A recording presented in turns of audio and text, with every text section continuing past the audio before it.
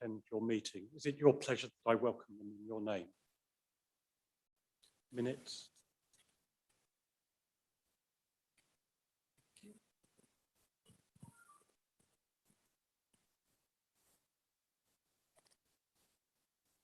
Society of Antiquaries of London, ordinary meeting Thursday, 21st of October 2021, Burlington House and online. Professor Martin Millett, President, in the chair.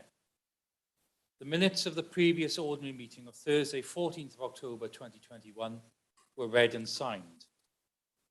These certificates of candidates for election were laid before the Society in order to be suspended in the usual manner. The following communication was then laid before the Society. I took a man over and began to dig. Catherine Downes' excavation of Roman Warminster, 1786, by Dr. Madeline Pelling. Thanks were returned for this communication. The President announced that the next meeting would be on Thursday, 28th of October, and the meeting was closed. Is it your pleasure that I sign these minutes?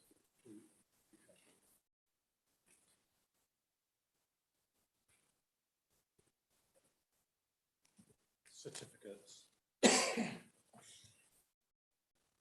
Thank you. And if I could just remind fellows, I'm reading a shortened version, but if you'd like to read the full version, please look on our website. Susan Reynolds, BA, PhD, a curator of manuscripts and printed books. Dr. Reynolds is a distinguished manuscript scholar at the Fitzwilliam Museum in Cambridge. She was a research fellow at St. John's College, Cambridge, and is co-investigator on major research projects funded by AHRC and the Leverhulme Foundation, sponsored by Mark Purcell and six other fellows. Esther Wild, MA, postgrad diploma. Esther Wild has an extensive background in built heritage and provides specialist advice and consulting on historic environment matters. She has significantly contributed to the successful delivery of complex and high-profile projects, such as managing the Architectural Heritage Fund's establishment of a £7 million Heritage Impact Fund and £15 million Transforming Places Through Heritage Programme, sponsored by Daniel Pett Fellow and 8 other fellows. David Shanklin, MA, PhD, Director of the Royal Anthropological Institute and Honorary Professor of Anthropology at UCL. Dr. Shanklin is a social anthropologist by training and has worked on the interface between archaeology and anthropology. He was a member of the Château-Hewick excavation team and is currently working on the history of anthropology, particularly in the late 19th and early 20th century, sponsored by Professor Clive Gamble Fellow and 4 other fellows. Matthew Shaw, DPhil, MA, BA, librarian at Queen's College, Oxford. Dr. Shaw is a historian of European and American books and manuscripts. He's a former curator at the British Library, including curator of 18th and 19th century historical and political papers, and was lead curator of the Americas and Australasian collections, sponsored by Elizabeth Savage Fellow and 7 other fellows. Teresa Singleton, BM, MA, PhD, a professor in anthropology. Dr. Singleton is a historical archaeologist and founding figure in the fields of plantation archaeology, the archaeology of the African diaspora, the comparative study of slave societies in the, and the comparative study of slave societies in the Americas. She has published numerous articles and combined her academic research with developing museum collections, and is currently working on a book focusing on comparing plantation life in the Caribbean and the United States, sponsored by Professor Matthew Johnson and 9 other fellows. Michael Spender, BA, member of the Royal Watercolour Society, who's an art historian. Michael Spender trained at the Courtauld Institute of Art, and his research interests include 19th and 20th century British art and the history and development of industry, trade, ceramics, and visual arts at Poole and Poole Harbour. He's currently preparing a book on Augustus John in the 1920s, sponsored by Dr. Kay Walker Fellow and 10 other fellows. Paul Spurry, PhD, Senior Archaeological Manager, Dr. Spurry is an expert in the chemical analysis of ceramic fabrics and a regional manager at Oxford Archaeology East and president of the Cambridge Archaeology Field Group. He's currently involved with the publication of Saxon Hinkston and research into early salt exploitation on the Fenland coast, sponsored by Dr. Jill Hay Fellow and 6 other fellows. Alison Strickland, BA, PhD, a curator. Dr. Strickland was curator at the Imperial War Museum and then at the Imperial College Healthcare Charity Art Collection. She curated an exhibition, Morris & Co., inspired by nature, and has written extensively on women artists of the 20th century, sponsored by James Rothwell Fellow and 7 other fellows. Emma Wells, BA, MA, PhD, a lecturer and research associate. Dr. Wells is lecturer in ecclesiastical and architectural history of the late medieval Reformation period and a research associate in archaeology at the University of York. She's known for her research into the history and archaeology of the sensory experience of the late medieval and early modern cathedrals and parish churches, as well as the pilgrimage, cult of saints, public and private devotional practices, sponsored by Dr. Hugh Wilmot Fellow and 8 other fellows. Helen Wickstead, MA, PhD, a senior lecturer at Kingston University, London. Dr. Wickstead is course director of the MA in Museum and Gallery Studies at Kingston. She's worked as an archaeologist in the UK, France, the Czech Republic, Turkey, and the Sudan. And she has written widely on prehistoric archaeology, histories of archaeology, the relationships between archaeology and visual art, and the histories of obscene collections in museums, sponsored by Dr. Joanna Brooke Fellow and 4 other fellows. Is it your wish that these certificates be suspended in the usual manner? We now come to the main item of this evening's meeting, and it's a great pleasure to welcome Professor Chris Gosden from Oxford to speak to us. Chris has been in Oxford in various guises for about a quarter of a century. Think about that, Chris. First as a curator and lecturer at the Pitt Rivers Museum, and more recently holding the Professorship of European Archaeology. I've always slightly wondered about European archaeology. Chris's experience and field work spread much wider than Europe. He's worked in Papua New Guinea, Borneo, Turkmenistan, as well as the UK. He's run a couple of very large projects, one looking at Celtic art in Britain and the continent, and more recently the project he's talking to us about this evening on the English landscape. But he ranges much more widely than that. He's just had a book out on the history of magic. If you haven't read it, it's well worth engaging with, and is working on a modest book called Humans, the First 7 Million Years at present. So Chris, great welcome to you this evening. Chris is going to talk to us about English landscapes and identities.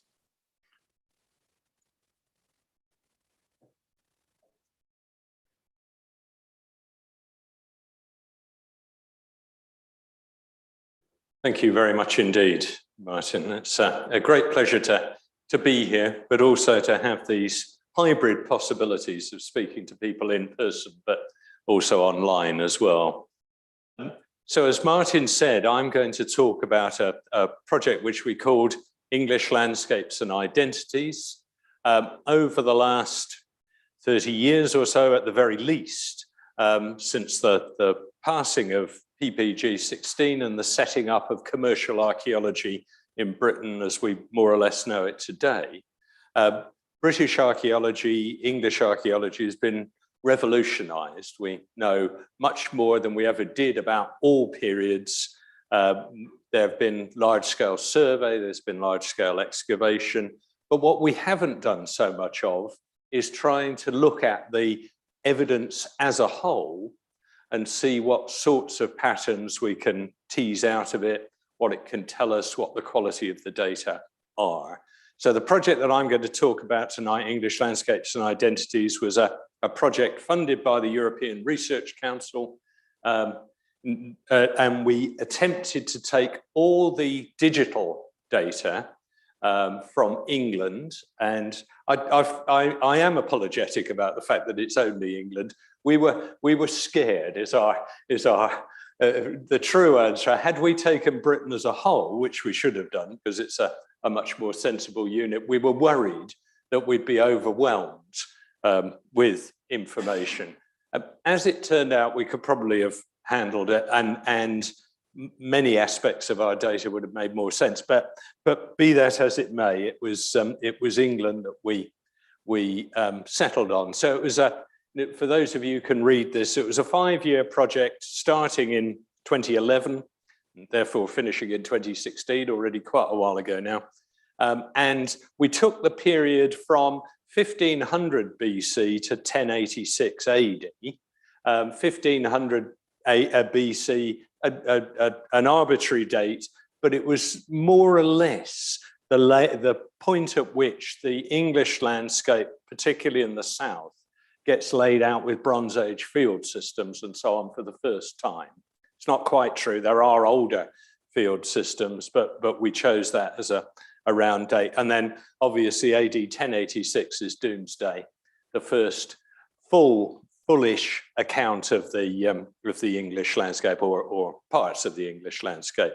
So what we tried to do was to bring together a whole range of data sets, digital ones. So here are some of our primary data sets. The really important one in many ways was the HERs, the local records, counties and cities, which are a fantastic record of, and the HER officers were unfailingly generous when they got over our rather ridiculous request for all the data from the Middle Bronze Age to the early medieval period. But also extremely important was English Heritage's, what was then English Heritage's National Mapping Programme, the National Record of the Historic Environment, the Portable Antiquities Scheme, the Archaeological Investigations Project, which attempted to document all the archaeology, the field archaeology that was taking place now, and slightly sadly defunct, and many other smaller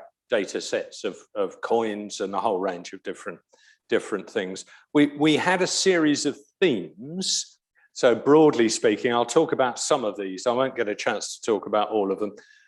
So we were interested in the issue of identity. I'll come back to identity because that's obviously a tricky concept in its own right. Temporal patterning, how things change through time or stayed the same.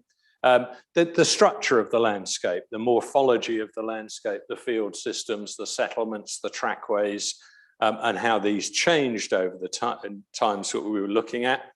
What we called landscape force. So we didn't want to be environmentally determinist. We didn't want to say that the shape of the landscape straightforwardly shaped how people lived in it. But on the other hand, you can't ignore the shape of the landscape. So we were interested in this interaction between people and the landscapes that they lived in, which we called landscape force. We were interested in the nature of the data, relating data sets, how people moved around the landscape by land or water, and a range of other things. This was the team, fantastic team. I was the PI, but I did nothing really compared with all the rest of them. So Anwin Cooper dealt with a lot of the prehistoric from 1500 BC through to AD 43. Chris Greene was our GIS and database wizard. Tyler Franconi looked at the Roman period, Letty Ten Harkle, the early medieval. Laura Morley coordinated us all. Miranda Creswell, and you can see in the background, there's one of Miranda's sketches. That's of Danebury Hill Fort. And what Miranda used to do was go to the same place and draw everything she could see at that time, but then add them to previous drawings. So it's a place through time, as it were. And then we had 3D Phil, 3 PhD students, Victoria Donnelly, who looked at the nature of the grey literature, the unpublished literature produced mainly by archaeological units, Sarah Mallett, who was interested in isotopes and isotopes from human bone and what they could tell us about diet, and Dan Stansby, who was interested in pottery assemblages and food. Unfortunately, as I say, I won't get a chance to talk about half the things that we did, but I'll just give you a bit of a flavour. This was a big data project. What is big data? So by the standards of geneticists and so on, we're barely worth bothering with.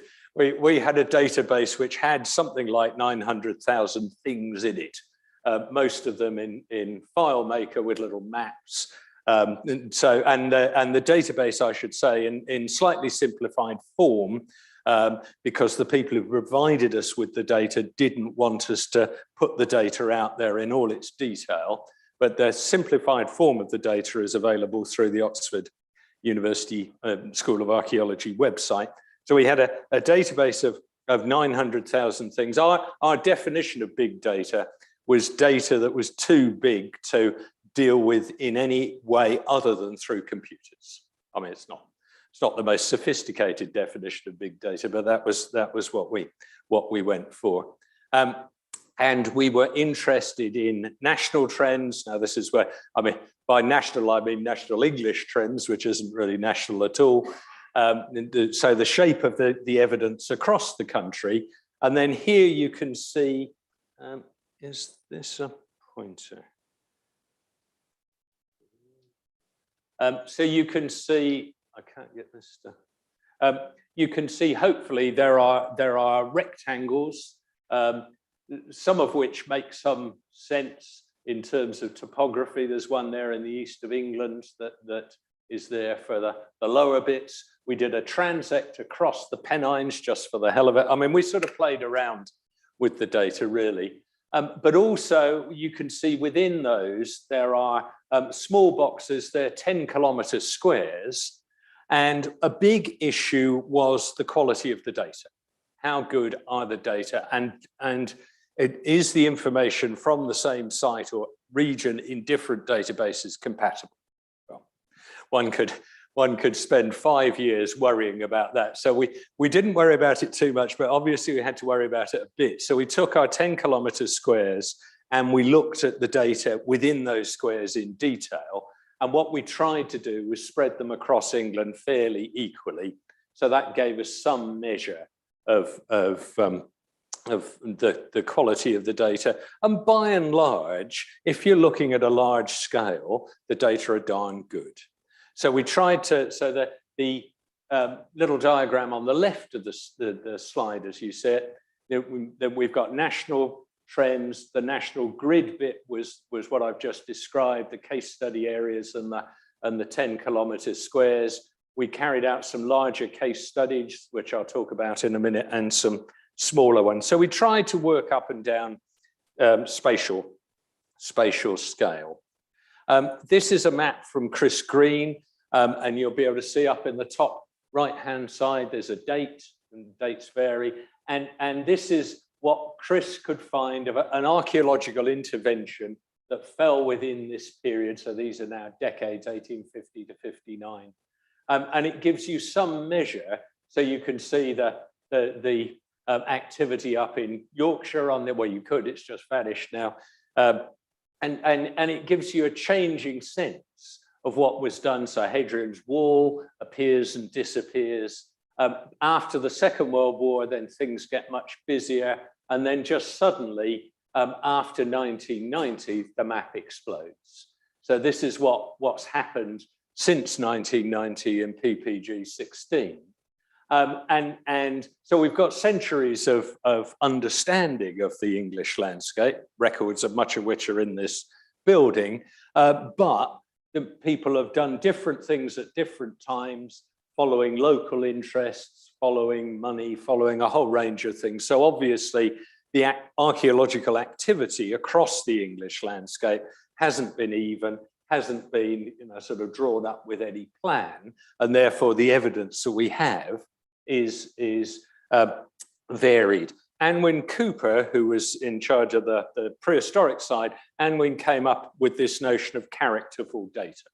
Our data are characterful. They have character by virtue of all the people that have participated in these various forms of field work, in various forms of recording, in various forms of putting their finds in museums.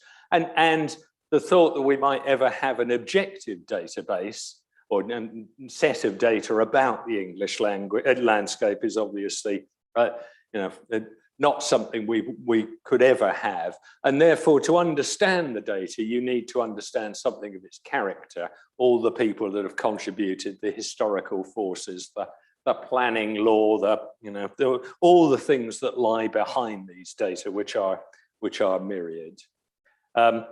And this just shows you the same. So this is taken from the excavation. The graph is taken from the excavation index, and you might not be able to read the dates that I can't read them, and I'm quite close to them. So you've got 1800 down the left-hand end, and 1999 is that last bar. So that again shows you the explosion of archaeological activity and information.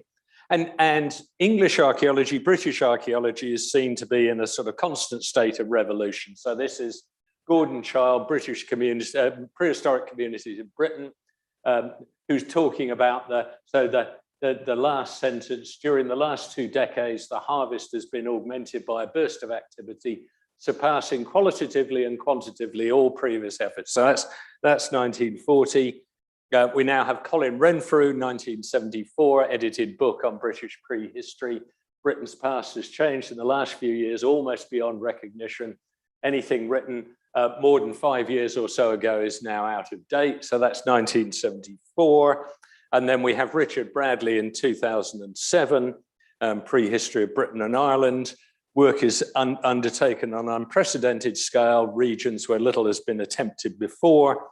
The results of so much activity have undermined received wisdom about the past. So roughly every sort of 30 years or so, people will say, oh gosh, we know so much more than we ever did before. So the question is, knowing more, does that really allow us to understand the past better? I'll just say a few words about what we've called affordances, the forces that afford data, that create data. So again, these are, the details may be slightly elusive. It's hard to get a lot of data across. So these are regions. So over on the right-hand side, you have the Avon, Thames Avon, Transect, Cornwall, Cumbria. Left-hand side, you've got Northumberland, various things in between. And the very brown shading shows open area excavation, the lighter brown keyhole excavation, yellow is survey, the blue where it exists is field work walking, and that sort of light bluey color is other. So that just gives you a sense of how different regions have been investigated differently. And broadly speaking, the closer you get to the southeast of Britain, the more large scale excavation there's been. This was Chris Greene trying to pull together all the affordances, all the factors that affect our knowledge of the archaeological record of England in one map.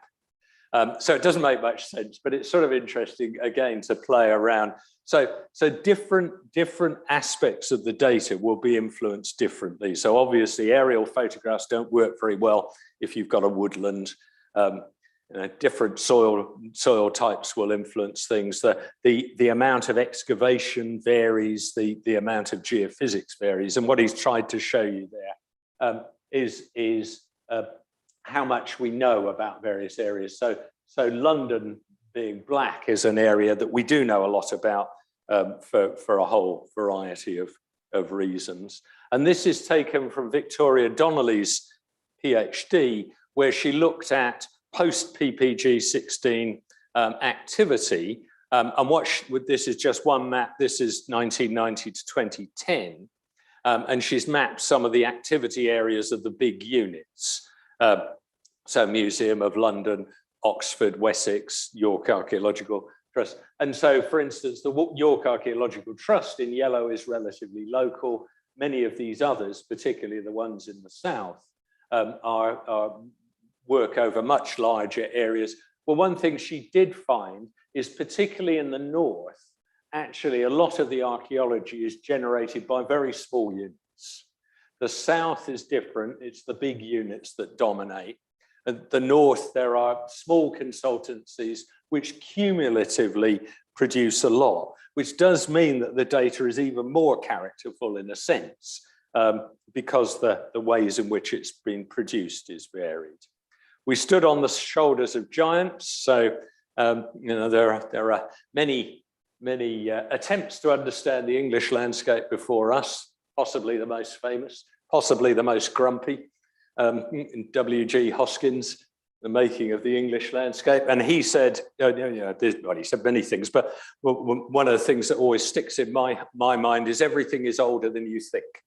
So this was partly an argument for continuity. So you can see the cover, and there's a, who knows what, a 50s conurbation, and then the same landscape in the early medieval or the early modern period, and then the early medieval period. So he was looking for continuities and change.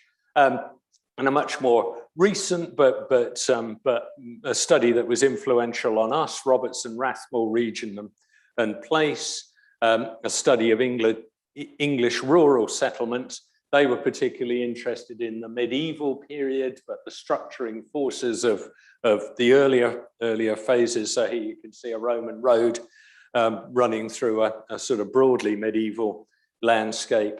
And they were interested in the notion of region, as are a number of people. So this is our attempt to superimpose different regions. So Robertson Rathmore talk about the central zone, so the red lines from the just north of the Wash down to wherever that is, Bournemouth or somewhere, and then the other one going up right up to Northumberland. The bit in the middle, obviously, they called the central zone, which they felt was a zone of particularly thick and distinctive medieval settlements.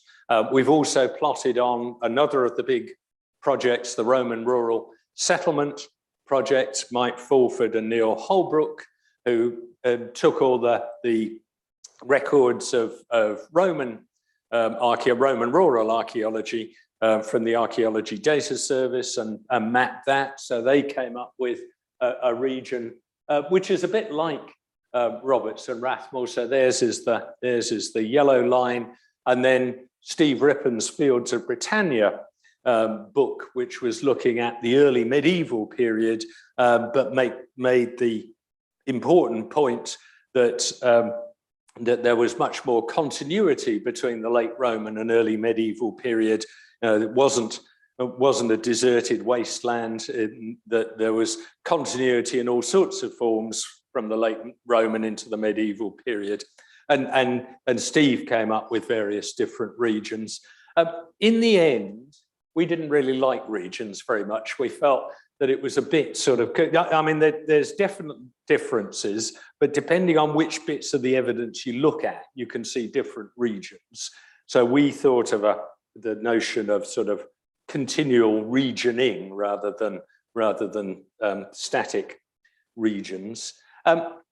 Identity was an important part of our, and we developed a formula to describe identity. So slightly tongue-in-cheek, I should add. So for us, identity is process times content. So, but by that we mean activities, practices in the landscape, farming, constructing settlements, making pots, whatever, which has a determinate form, which is designated by content.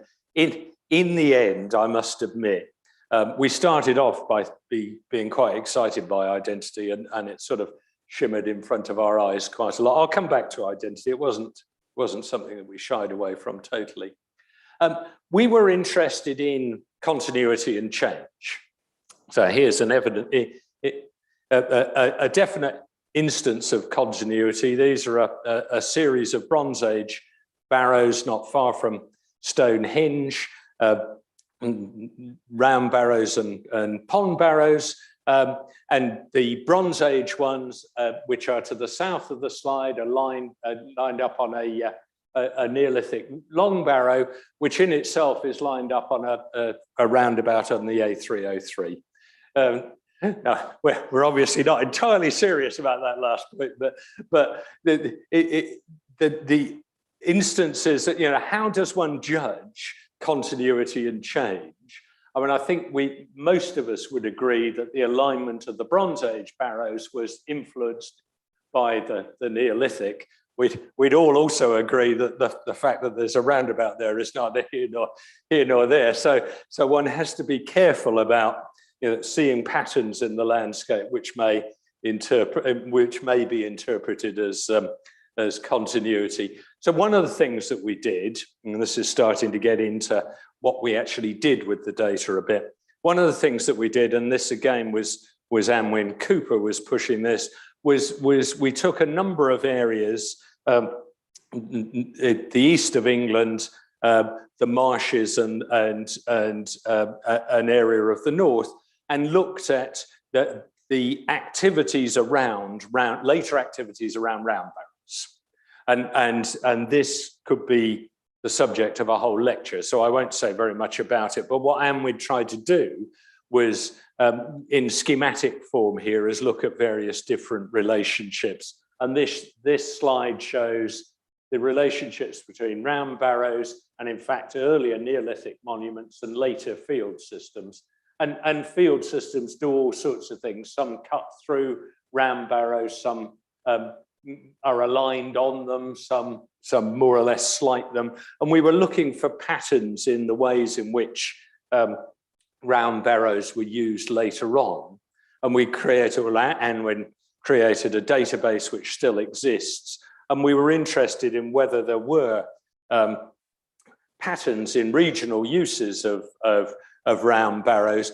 And all we could ultimately say was that there was round barrows were always salient aspects of the later landscape, but it was quite hard to generalize how different regions used round barrows differently.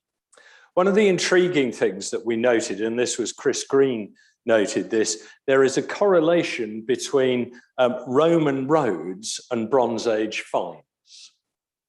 Now, what do we make of that? Well, one possibility is that the Roman roads were based on earlier routeways.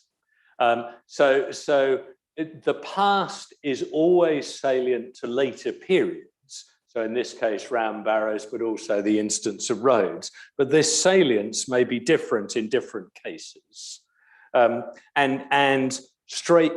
What we ended up doing was complicating notions of continuity and change rather than simplifying them. So what this shows, the east of England over on the left-hand side and the marches over on the right-hand side, some of the Roman activity around round barrows, which we've classed into different sorts of religious, agriculture, ritual, various different things. And you can see immediately, because we've used the same colors for the same activity, but quite different things happened in the Roman period in the marches around round barrows to that which happened in the east of England. We tried to map the density of evidence as a whole. So this is the density of Bronze Age evidence, so Middle Bronze Age onwards, 1500 to the start of the Iron Age. So the redder areas are more evidence, the bluer areas are less evidence. And what this obviously shows is partly where people were, the intensity of activity, but as I was saying earlier on, it also shows the intensity of archaeological activity in some. So one always needs to factor these things out. But there are patterns that emerge when one looks through time. And if you look at our, whatever that color is, sort of purple line, the area to the south and east of that line, by and large, in all periods, has more activity and certainly has more material culture than areas to the north and west of the line. And this is where, of course, we wished we'd included Wales and Scotland, because it would have been very interesting to see how these patterns carried on across the what in many ways in terms of the past are arbitrary borders. Now, we're not the first people to have drawn a line like this. So Cyril Fox, in The Personality of Britain, he had a rather straighter line, but it was essentially that line, and he divided between the highland and the lowland zone. And so in some ways you could say we spent €2 million to recreate a line that Cyril Fox had done first time in 1923, making a map all on his own, which is true to some degree, but we think there's much more to it than that. And it's actually quite hard to, I mean, obviously areas to the north and west of that line, some of them are higher than most of the areas to the south and east. So the Pennines, various areas in the west, but then there are quite a lot of areas like the Cheshire Plain, which aren't. I mean, they're essentially lowlands. They're the same in terms of rainfall, temperature, ability to support agriculture as many areas in the southeast. So there is a topographic aspect. So that was Fox's interpretation, that this was highland versus lowlands, and it was basically topographic. There is some aspect of that, but there's also something cultural going on as well. And if you dig a Roman site in the south and east, and you dig a Roman site over the other side of the line, there will be markedly different amounts of material culture in both of them. So this is a difference that starts in our data in the Bronze Age. It almost certainly starts earlier on and just keeps going. But when it stops, of course, is the Industrial Revolution. So there are large-scale patterns. They do pose us with questions, and I'll come back to some of that. So this just shows you, so this is the early medieval period. This is the Roman period, Iron Age, Bronze Age. So things shift and change, but broadly this predominance of evidence in the south and east carries on. And it's not just an artifact of the fact that there's more archaeology done there. And this is looking at pottery. So when you get into the Roman period, obviously things change a bit because Hadrian's Wall pops out and various forts and things. But when you get back into the Iron Age, then this line is much more pronounced. Chris also graphed PAS finds. So what he's tried to do here, so over on this is all finds within the PAS that fall between 1500 BC over on the left-hand side and getting on for 1000 AD on the right-hand side. And he's done various, you'd have to ask him quite what he's done, but he's done various sort of normalizing techniques. But what obviously stands out is the Roman period. And I think this is a really interesting graph. I mean, one could worry about the details a bit, but I think the broad shape of it is very convincing. And Chris did carry this on through into later periods, and levels of material culture don't really come back to Roman levels until the Tudor period. And it's also quite interesting that the post-Roman period, there's by and large much more stuff than there is in the prehistoric periods, which I, for one, was surprised about. So one can look at the sort of large sweep of things and learn things about them. I'll just talk about one particular study we did. We got really interested in fields and field systems, and we've called this morphology, the structure of the landscape. I think time is going by, so I won't linger.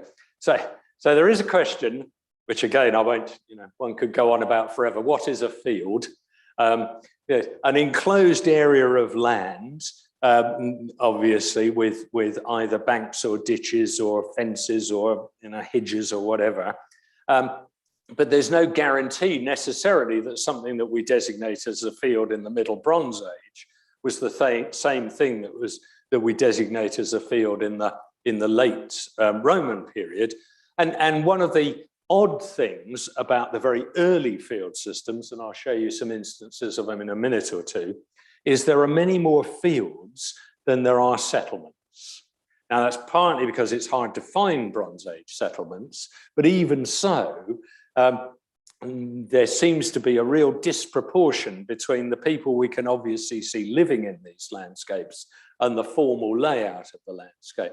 And we wonder whether in these early fields weren't just fields as we understand them. If people were laying out landscapes, perhaps, in more sort of ritualized ways.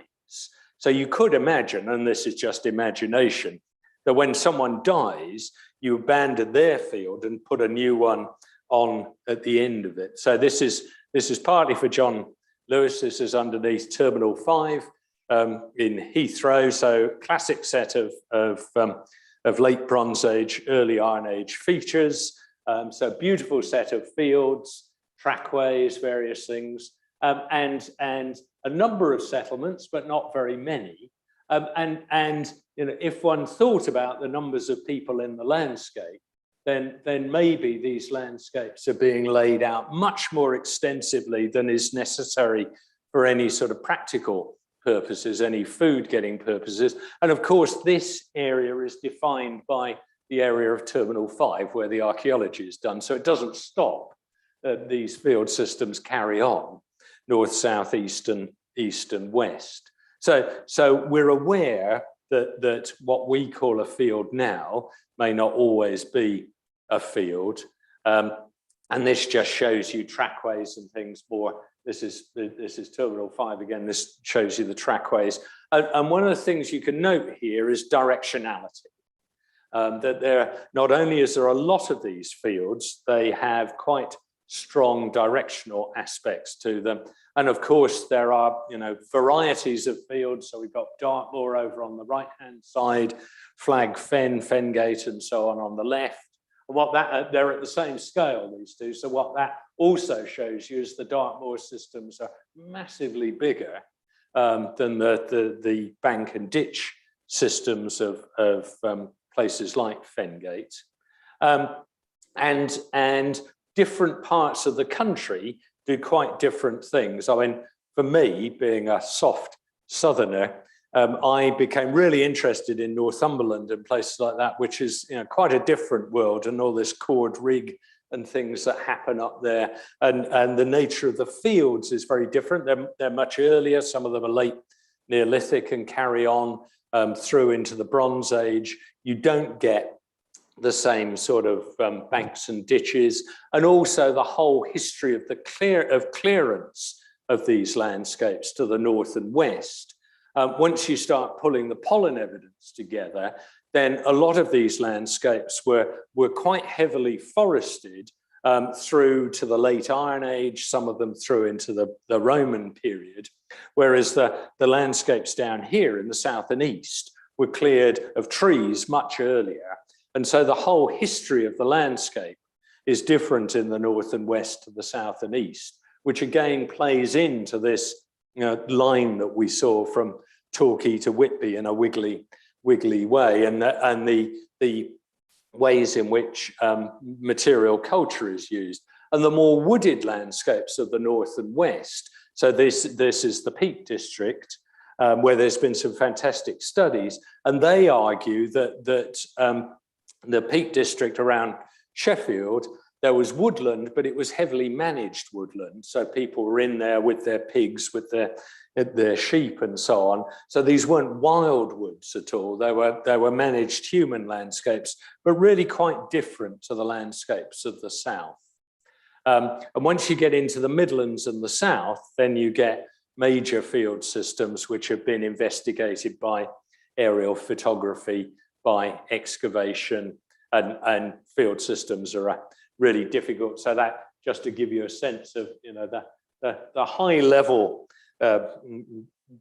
view I'm giving you at the moment, hides a mass of cutting and recutting of the ditches that define many of these systems. So they've got complex internal histories. This is the Upper Thames. These are Roman systems. And what we did was we tried to take a series of field systems. So the dots on here are the field systems that we studied. These are field systems that are well known either from APs, from aerial photos, or from excavation or other forms of survey. So you can say quite a lot about them. They're of different periods. So the yellower ones are Bronze Age, the purple ones are Iron Age into the Roman period, and the light blue ones are prehistoric probably, but we're not entirely sure of their dating. And what Chris did, and this was all Chris Greene, he sort of stylized the areas of the field systems were found over, and then he looked at the directions of the lines, the banks and ditches, whatever it was that made up the field systems. So this is Figaldene down on Salisbury Plain. And then he calculated the predominant angles of the field systems. And again, this is stuff you can only do with computers. And you can, well, I couldn't do it with computers, but if you know how you can do it with computers.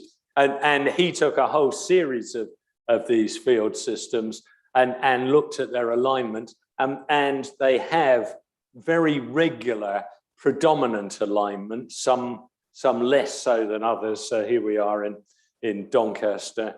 But if you, this is his way of depicting the whole range of field systems that we looked at, and many of them are aligned on either the midsummer sun or the midwinter sun, depending on which you're thinking about. So these complex landscapes were there partly for practical purposes. They may well have been ritualized, and certainly they were laid out often, not always, often with the sun or the movement of the sun in mind. And many of these systems are what's called terrain blind. So the way in which they were laid out didn't make massive sense in terms of the landscapes they were on. So obviously these solstitial alignments were really important, and more important in some ways than the nature of the terrain. And also that these alignments started in the Bronze Age and continued through into the Roman period. So they have huge longevity. And people over 1,500 years or so are laying their field systems out in similar ways. What happens, and this is not our observation, but it came out in our data nice and clearly, the Bronze Age field systems are at higher altitudes, by and large, many of them, than the later field systems. So field systems moved downhill in the later period. Whoops, gone too far. And the point at which everything changes, of course, is the early medieval period, or some point in the early medieval period. I won't get into when medieval fields were laid out, partly because I'm not a medievalist, and I know medievalists get very cross about different notions of when ridge and furrow may have started. Whenever it started, it was laid out on totally different principles. These solar alignments are no longer important, and sometimes east-west alignments are important, but not always. And so one can see a continuity in the landscape from the Middle Bronze Age to the end of the Roman period in terms of its structure and layout, certainly in the south and west. And by the south and west, I would include, Doncaster and areas like that, which may not necessarily think they're in the south. But then things changed massively in the early medieval period. And for the first time in the landscape, you get communities of the living and communities of the dead in the same place. So churches possibly grow up. Again, this is one of the arguments of the early medievalists. Very interesting argument, but churches possibly grow up in existing graveyards and then settlements around them. So in some ways the dead came first and then the living. In any period of the past, the dead are much more fugitive and they're very rarely buried in large numbers in a settlement. I mean, it does obviously happen.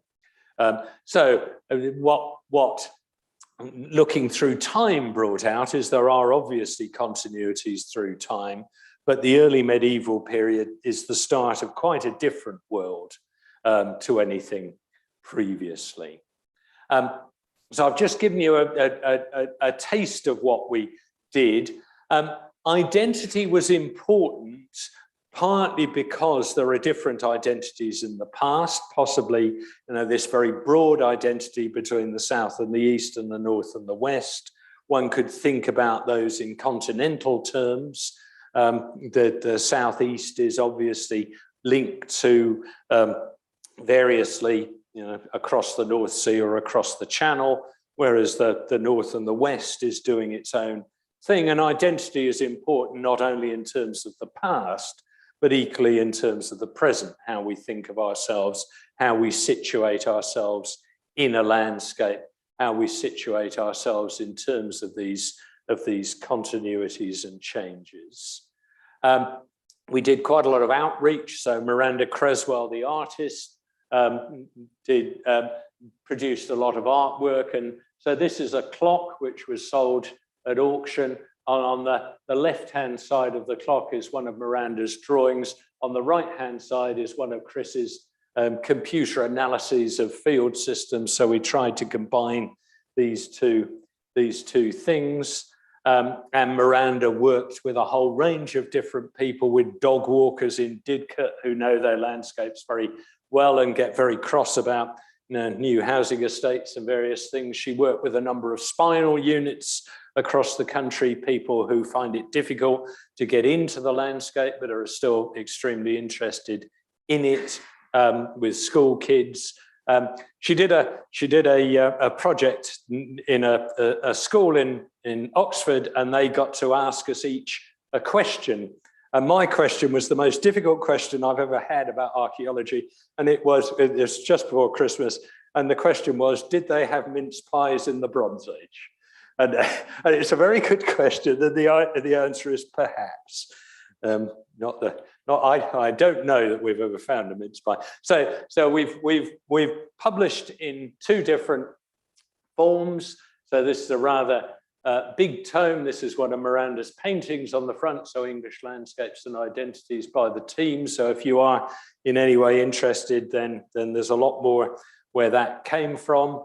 And Chris Greene and Miranda produced this atlas, which is also really nice, which is a sort of science art collaboration where Chris's maps and Miranda's drawings and paintings are there together in a rather more sort of evocative way. And we are incredibly grateful to all sorts of people for providing us with data. And one of the things that came out of this project is the importance of relationships across the various aspects of British archaeology. And when we were university-based archaeologists, for better or for worse, we could not have done the project in any way without all the people who produced the data, all the people in the commercial units, but all the people who worked in the HERs, in English Heritage, in the PAS, and so on and so forth. And a number of individuals were extremely important to us.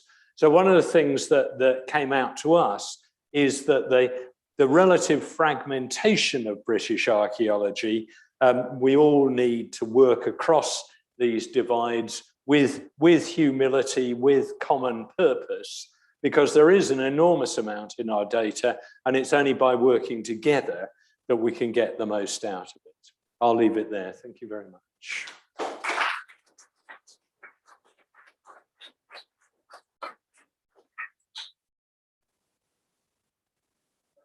Chris, just to remind people that we've got an audience online. So I'm going to open for questions in a moment. If you want to ask a question, you're in the room, just indicate, and we'll bring the mic to you so that people online can hear. And I'll also draw questions in that come via Danielle from our online audience. I'm going to, if I may, open up the questioning with sort of a comment and then a question. So one of the things that this sort of remarkable project, and it's the second one we've heard about this session, funded by the ERC, which we ought to note with grateful that we're getting these big synthetic projects. It always seems to me that there's a tension between these big data projects, which are seeing the overall pattern of what's going on, and the foundations upon which that data is collected, which you illustrated well at the beginning. And I wonder whether, having looked at this across the sort of broad landscape and thought about it clearly in different dimensions, what are the lessons for big data in informing me when I go back out into the landscape that I'm studying in the sort of Vale of York? How does this feed back into that sort of field work? Yeah, no, that's a really good question. To sort of answer that question, I'll come back to a more direct answer in just a sec. But one of the things we were interested in, those quotes I had early on from Child and Colin Renfrew and Richard Bradley, at what stage does our revolutionizing of our understanding of the English landscape stop? When do we think we've got, we haven't got everything, but we've got the sort of broad patterns? And that is, a really good question, a tricky question. And I think it's an important question because when and we all dig individual sites, obviously, or work in individual. So what we want to know often when we're digging an individual site is our site really unusual, or is it one of a huge pattern of, so one of the things one can do with big data is to say, well, if you've got a field system that looks a bit like this in this area, it's, pretty well what you'd expect. But if you get something else, if you get one that's mainly found down here in Northumberland, not that you do, then, then you can get really excited about it. So I think the broad pattern is important for informing the more localized, but equally, the broad patterns are always provisional.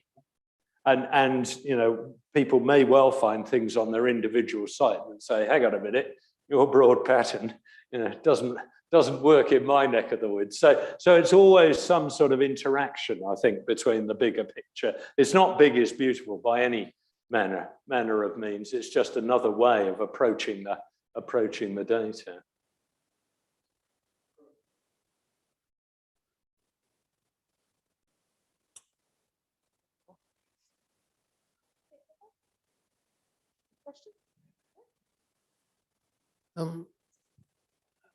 One of the interesting things that the Maltese study, which was also perhaps what you were referring to earlier, came up with was the way in which from their soil boring samples, they had found quite a fertile and let's call it an average fertile soil at 900 BC.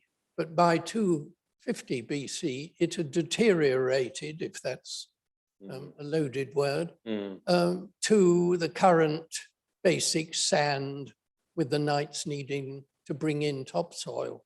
Now, I wonder whether your variation and so on could be attributed to that, and also whether you have any of that sort of data which would indicate a deterioration, or the opposite, of course, over that sort of long period. Yes, it's a good and quite complicated question. So all those things vary a lot over time and space, I think.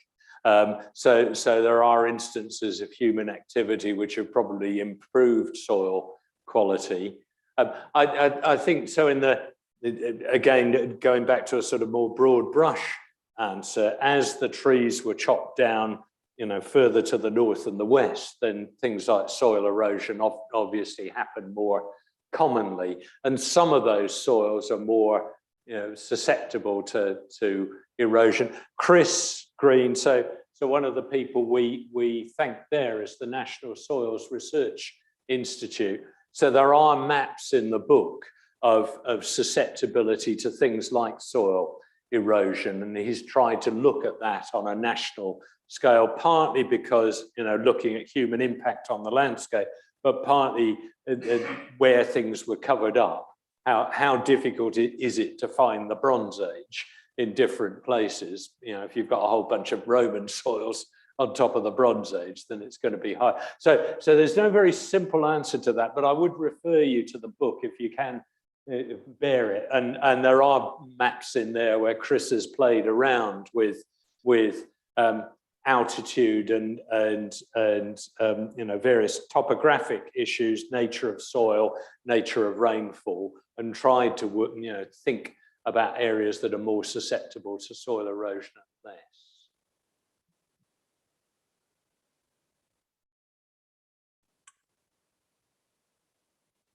Hello, good evening. I was wondering if in the big data that you were looking at, there's any preference of different populations for living on the coast versus living inland, or whether this is a completely irrelevant separation? Yeah, that's a really good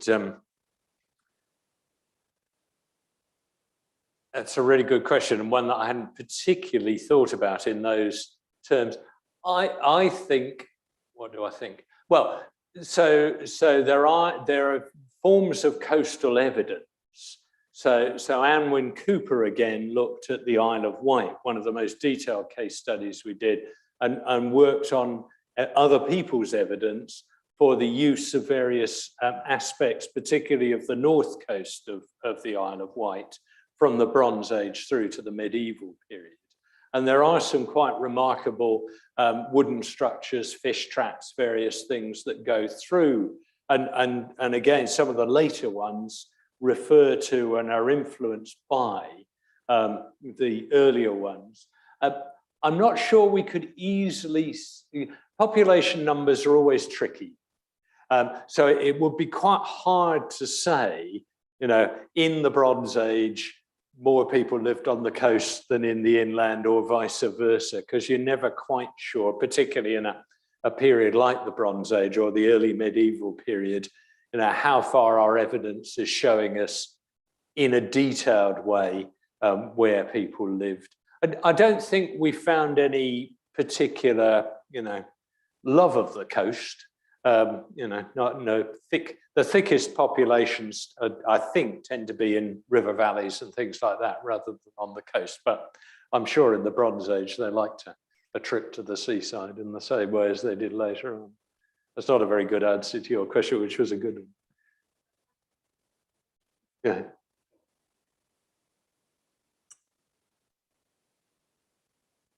Hi, Chris. Just got a question that came out of the work that we did at Heathrow and Stansted airports. And as you showed at Heathrow, you have Middle Bronze Age settlements and a huge field system that covers probably most of the Middle Thames. At Stansted, you have Great Middle Bronze Age settlements and no enclosed landscape, probably until Middle Iron Age onwards, late Iron Age. But the Neolithic of both areas is different as well. Stansted, very, very few Neolithic monuments at all.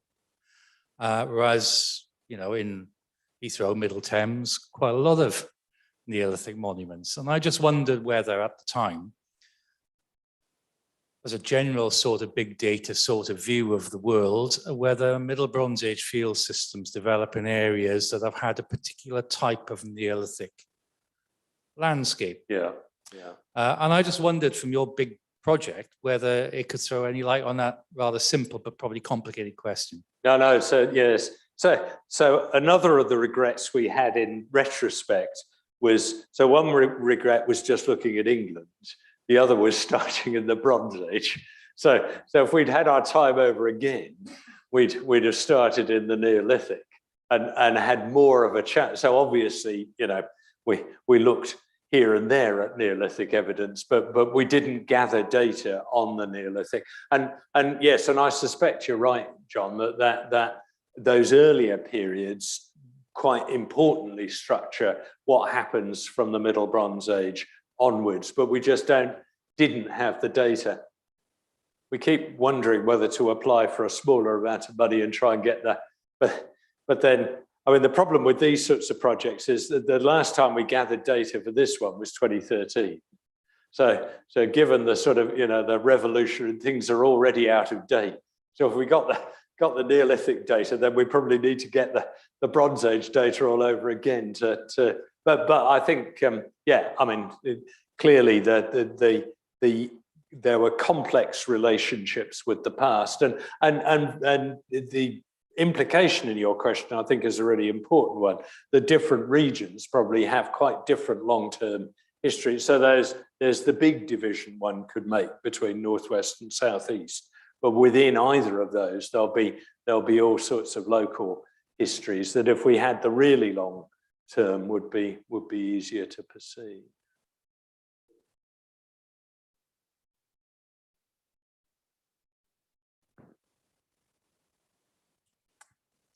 Thank you very much.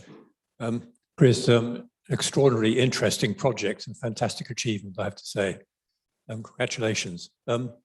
One of the things that you didn't mention, I know you weren't looking at sort of boundaries necessary overall, but you didn't actually use the word coaxial field systems. No. And when one comes to date the modern landscape, Williamson and others have shown considerable links with the pre-Roman landscape. So in some respects, the abrupt change, perhaps, in that area is not quite so obvious. But that's just one point. The other one is that I always feel that something in the landscape that is always sadly neglected are parish boundaries. Yes. All of which were forming in the later period of this date. And we just neglect them. It'd be really nice if somebody put their mind to those in the future. Thank you. Yes. So yes, I mean, I think that often the structure of those Roman field systems echo the structure of earlier field systems. It's slightly complicated because, as Richard Bradley has shown, often there's not continuity. So you get an early burst of field systems from the Middle Bronze Age to the early Iron Age. And then often there's not much going on for a lot of the Iron Age in terms of field systems. And then the late Iron Age, they come back again, often heavily influenced by the pattern of the earlier field systems. And then that pattern carries on post-conquest. So there is quite a complex set of continuity. But obviously the Romans do it bigger and better. So they're sort of lined up on the earlier systems, but there's always more of it. The parish boundaries, yes, we played around with that a little bit, and that could be a fantastic project in its own right. So Letty ten Harkel and I, so Letty was the early medieval specialist on the project, and I as well, but more she, played around with place names and things like that. And the whole notion of beating the bounds and whether the naming of the medieval landscape in any way harked back. I mean, the problem is we don't know anything about names in the Roman landscape, and we know nothing at all about names in the prehistoric landscape. But yes, playing around with the parish boundaries would be a lot of fun, because again, they're influenced by topography. They're almost certainly influenced by Roman estates. You know, we're by no means the first to say that. But it's quite hard to get at that in data terms. But as a potential continuity in the landscape, those sorts of things are very important.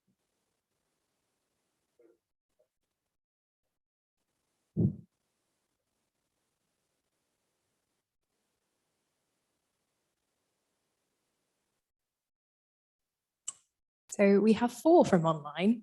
The first is, I wonder if West Cornwall, Mid Cornwall to Dartmoor and South Devon would fit well within the east of your main dividing line if they were not separated by sparse areas in between.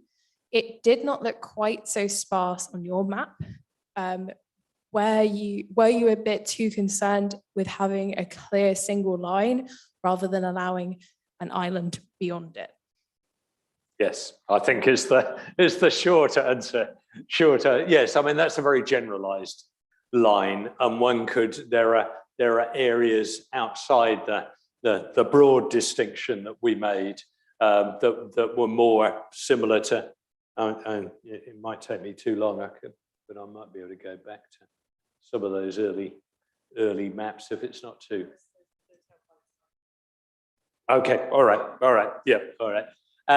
Yes. I mean, there are similarities either side of the line. There are also interesting issues of categorization.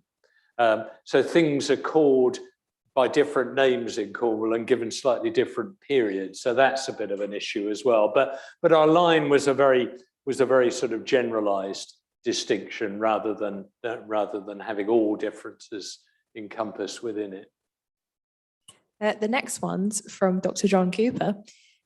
This question is broad. This is a broad question, right. Not as difficult as the mince pie one, though.